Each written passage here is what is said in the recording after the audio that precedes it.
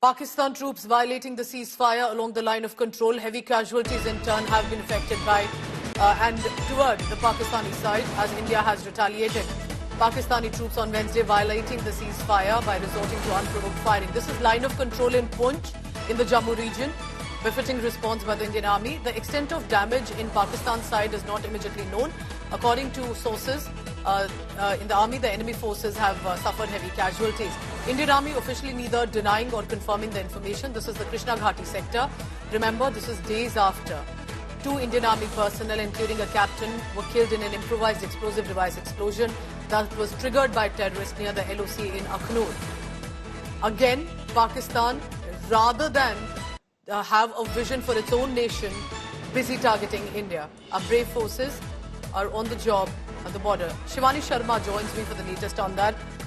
Shivani, because there's been consistent effort to have the LOC again return to normalcy, silence, but what is happening? What are you picking up is happening with regard to the violation of ceasefire and Pakistan's effort? How is Indian Army responding?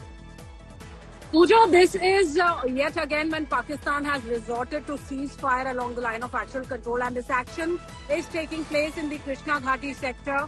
And the inputs are that Pakistan has suffered heavy casualties and heavy damages after Indian Army has retaliated. After Pakistan tried to violate ceasefire, it tried to fire upon one of the forward posts in India, and then Indian Army had to retaliate, and Pakistan has suffered heavy casualties, though the Indian Army has not given out any official confirmation, and the sources reveal that action is still going on.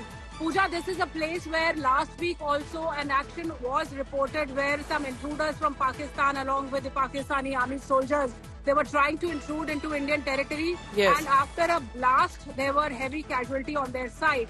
And the action still continues there, Pooja. And the fresh news is that the action is going on and Pakistan is suffering heavy casualties from Indian side.